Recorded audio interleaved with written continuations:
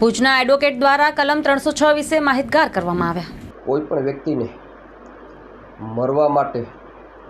મજબૂર કરવામાં આવે અથવા આપઘાત કરવા માટે એને દુષ્પ્રેરણા કરવામાં આવે ત્યારે આઈપીસીની કલમ 306 લાગુ પડે છે। 306ની વ્યાખ્યામાં જ એવું કીધું કે કોઈપણ વ્યક્તિને શારીરિક માનસિક ત્રાસ આપીને, માનસિક હેરેસમેન્ટ કરીને એને એટલી હદે ત્રાસ પહોંચાડો કે એ માણસ પોતાના જીવ ઉપરથી હાથ લઈ લે અને મરવા માટે મજબૂર થઈ જાય, તે આપઘાત કરી લે ત્યારે 306ની કલમ લાગુ પડે છે અને એમાં 10 વર્ષ સુધીની સખત કેદની સજા, દંડની જોગવાઈ કરવામાં આવેલી છે અને સાથે સાથે જે છે એ દંડ ના આપે તો વધુ સજા, દંડની ભરપાઈ ન કરે તો વધુ સજાની જોગવાઈ પણ કરવામાં આવેલી છે। અત્યારે સામાન્ય રીતે જોઈએ તો ખાસ કરીને 306 મહિલાઓના આપઘાતના કિસ્સાઓમાં લાગુ પડતી હોય છે કે જેમાં પરણેલી સ્ત્રી જે છે એ જો સાસરે જાય અને ત્યાં 7 વર્ષથી નીચેનો લગ્નગાળો હોય અને જો એ આપઘાત કરી લે છે તો એવું પ્રિઝમ્પશન કરવામાં આવે છે કે એ સ્ત્રીને શારીરિક માનસિક ત્રાસ હશે તો જ એણે આપઘાત કરી લીધેલો છે। એના ઉપરાંત અત્યારે વ્યાજવટાના ધંધા પણ બહુ ફૂલ્યા ફાલ્યા છે, એટલે વ્યાજની પઠાણી ઉઘરાણી કરવામાં આવે છે અને એ વ્યક્તિ જે છે એ જ્યારે વ્યાજની ભરપાઈ નથી કરી શકતો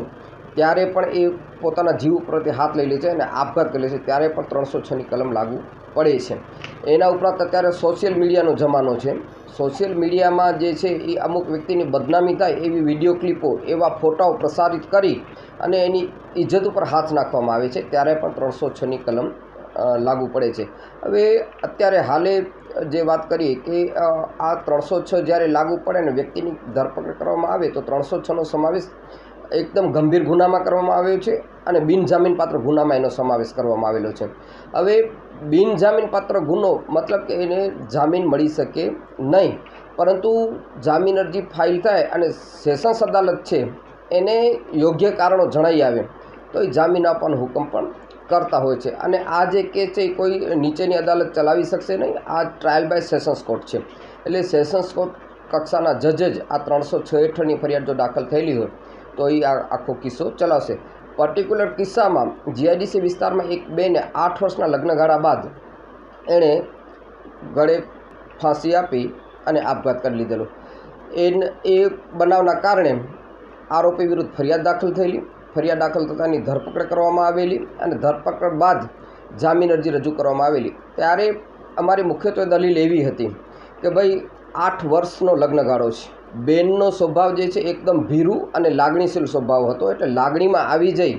અને એણે આ અંતિમ પગલું ભરી લીધેલું છે। સાથે સાથે આ બેનને જે છે એ 8 વર્ષના લગ્નગાળામાં કોઈ સંતાન થતું ન હતું,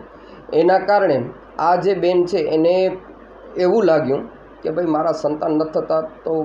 મારે હવે જીવીને શું કરવું, એટલે એ લાગણીમાં આવીને એણે પગલું ભરી લીધેલું। છતાં પણ એના પતિ વિરુદ્ધ 306ની ફરિયાદ દાખલ થઈ અને ધરપકડ કરવામાં આવી। ત્યારે અમે કીધું કે ભાઈ ફરિયાદ છે એ 15 દિવસ મોડી કરવામાં આવેલી છે, સમજી વિચારી બીજા લોકોના ઇનપુટ એટલે બીજા લોકોની ઉશ્કેરણીના કારણે આખી ફરિયાદ દાખલ થઈ છે અને આવી ફરિયાદના કારણે કોઈ પણ વ્યક્તિને જેલમાં રાખી શકાય નહીં। આપણા બંધારણમાં સ્વતંત્રતાને બહુ મહત્ત્વ આપવામાં આવ્યું છે અને આ બાબતે સંજય ચંદ્રાનો જે સુપ્રીમ કોર્ટનો ચુકાદો છે એમાં પણ નામદાર સુપ્રીમ કોર્ટે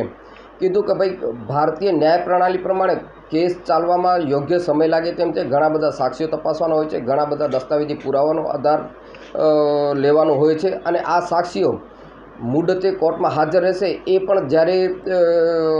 જેને કાંઈક નક્કી નથી હોતું ત્યારે આ કેસ ચલાવવામાં વિલંબ થાય અને જો એને જામીન આપવામાં ના આવે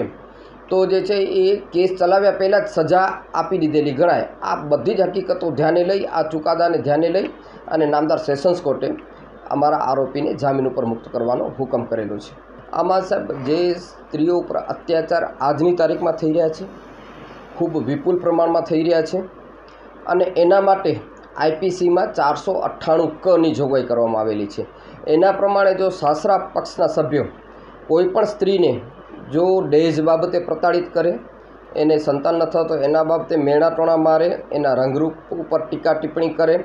એના કામકાજ બાબતે એના ટીકા ટિપ્પણી કરે તો ત્યારે જે છે એ 498 ક લાગે છે અને 498 ક લાગ્યા પછી ઘણીવાર જે છે એ સમાધાન કરીને બહેનો જતી હોય છે પોતાના સાસરાને ત્યાં લગ્નના હક્કો અદા કરવા માટે, ત્યાર પછી પણ આ જ્યારે ત્રાસ અસહ્ય બની જતો હોય છે ત્યારે એ પોતાના જીવ ઉપરથી હાથ લઈ અને જ્યારે આ આપઘાત કરવાનું પગલું ભરે છે ત્યારે તમામ આરોપીઓ વિરુદ્ધ 306ની કલમ લાગુ પડે છે અને આમાં કન્વિક્શનનું પ્રમાણ પણ ખૂબ મોટું છે. જ્યારે 7 વર્ષથી નીચેનો લગ્નગાળો હોય અને કોઈપણ સ્ત્રીએ આપઘાત કરી લીધેલો હોય તો કોર્ટે માનીને ચાલવું પડે કે આ શારીરિક માનસિક ત્રાસના કારણે જેણે આ પગલું ભરેલું છે અને એમાં મહત્તમ સજા લગભગ કિસ્સાઓમાં સજા થતી હોય છે. અને આ જે છે એ બેનિફિશરી તરીકે આપણે જોઈ શકીએ તો એમાં બહેનોના હિતનું આ આખું પ્રકરણ ઉમેરવામાં આવેલું છે.